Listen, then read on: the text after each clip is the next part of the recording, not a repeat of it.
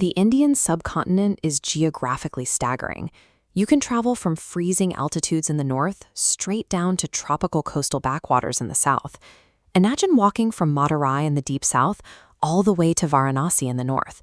You'd cross through territories where people speak different languages, different foods, and adhere to distinct local customs.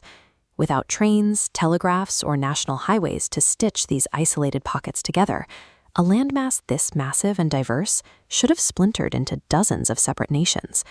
A shared philosophical lens transformed the way people interacted with the very dirt beneath their feet, creating a sense of unity across the terrain. This is an excerpt from the ancient Bhagavata Purana.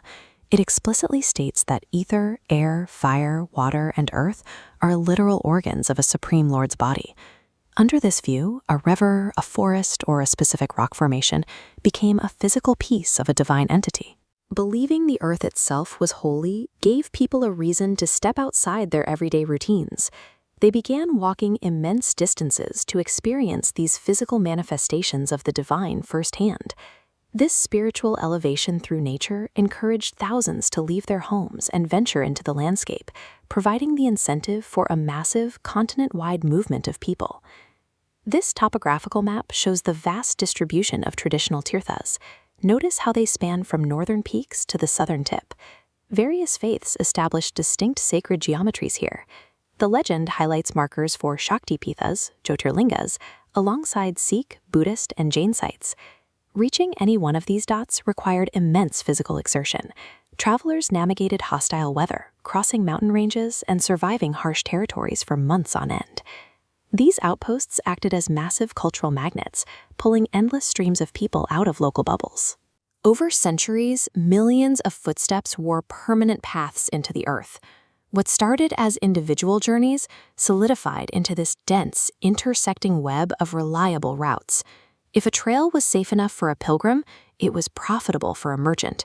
Trade caravans quickly adopted these exact paths to move goods and establish commercial highways. Scholars and teachers followed suit. They used these established arteries to travel safely between distant cultural centers, observing new customs and sharing their own philosophies. Devotion drove the initial exploration, but the rest of society quickly capitalized on the infrastructure. The pilgrimage routes functioned as an open-source transit system for the entire subcontinent. All those intersecting roads eventually dumped tens of thousands of travelers into concentrated locations. Look at the sheer density of people converging at this riverbank. In these packed spaces, physical goods rapidly changed hands. A traveler arriving from the coastal south could easily barter local spices for raw materials brought down from the northern highlands. The most valuable exchanges were invisible. People from drastically different backgrounds clashed over ideas, blended their languages, and adapted regional philosophies through constant, rigorous debate. These temple cities operated like early data centers. They absorbed vast amounts of hyperlocal information, processed it through human interaction, and then pushed a more unified, standardized culture back out along the travel routes. Stripped of its religious context, this network was a brilliant logistical solution to managing a massive, fragmented population. This sprawling web of sacred paths was the physical engine driving India's socio-economic integration.